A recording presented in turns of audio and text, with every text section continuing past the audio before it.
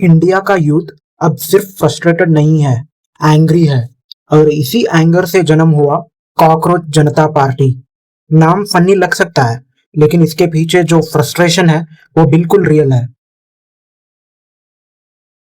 एकदम अचानक internet explode हो गया। Instagram reels, meme pages, comment sections, hashtags, हर जगह एक ही नाम, कॉकरोच जनता पार्टी। लोग कंफ्यूज भी थे और क्यूरियस भी। कुछ लोग इसे जोक बोल रहे थे, कुछ इसे रेवोल्यूशन। लेकिन सवाल यह था, सीजेपी एक्चुअली है क्या? Political party, satire, meme movement या यूथ रेबेलियन? रियलिटी ये थी, ये मूवमेंट इंटरनेट से पैदा हुआ था। No rallies, no old school politics, सिर्फ मीम्स, रील्स, अल्गोरिथम्स और फ्रस्ट्रेटेड यूथ। ये अचानक से कैसे बड़ा हुआ? सब कुछ अचानक से बड़ा हो गया था सुप्रीम कोर्ट कंट्रोवर्सी के बाद। जस्टिस सूर्यकांत के रिमार्क्स को मिलियंस ऑफ यंग इंडियंस ने इंसल्टिंग माना। इंटरनेट पर आउटरीच फैल गया और वो मोमेंट मूवमेंट का टर्निंग पॉइंट बन गया। लेकिन सच ये है, एंगर उस दिन स्टार्ट नहीं हुआ था। यूथ ऑलरेडी प्रेशर में था। Rejected applications, paper leaks, exam delays, unemployment, burnout. India का एक पूरा जनरेशन साइलेंटली स्ट्रगल कर रहा था।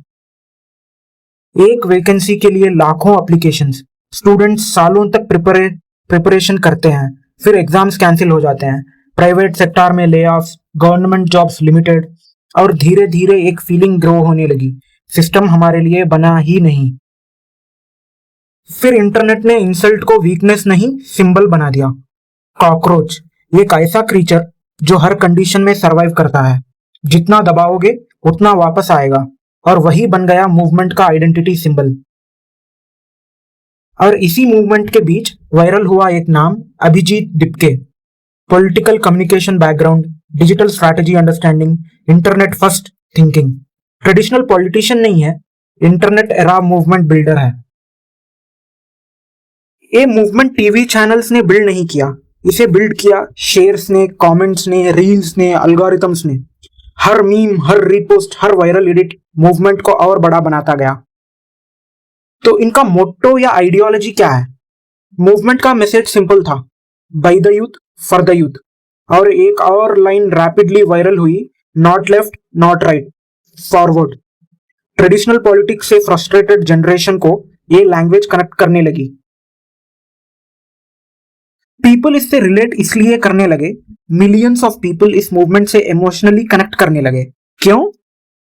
क्योंकि फाइनली किसी ने ओपनली वो बोला जो पूरी जनरेशन फील कर रही थी, frustration, pressure, burnout, disconnect. Gen Z का प्रोटेस्ट स्टाइल अलग है। पुरानी जनरेशन रोड्स ब्लॉक करती थी, नई जनरेशन मीम बनाती है, और धीरे धीरे मीम कल्चर ही पावर बन गया। इंटरनेट ने ह्यूमर को वेपन बना दिया। और फिर सबसे बड़ा सवाल उठने लगा, क्या ये मूवमेंट एक्चुअल इलेक्शंस कंटेस्ट करेगा? अभी ऑफिशियली ये एक मेन स्ट्रीम पॉलिटिकल मिशन नहीं है, लेकिन अगर internet support real world organisation में कन्वर्ट हो गया तो फ्यूचर पॉलिटिक्स चेंज हो सकती है। हिस्ट्री एक डेंजरस चीज बताती है।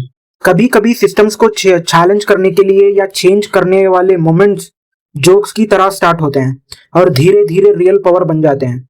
और शायद इंडिया अभी वही फेस देख रहा है। ये सिर्फ मीम नहीं था, ये एक जनरेशन की आवाज थी। आपको क्या लगता है, ये सही है या गलत है? हमने नेपाल में देखा था इसी तरह का एक इंसिडेंट। क्या इंडिया उस दिशा में जा रहा है? क्योंकि वो सही नहीं है इंडिया के लिए। लेट्स सी, कमेंट करके बताना अपना opinion. Let's connect in comments. Please like, share and subscribe to my channel for more such content.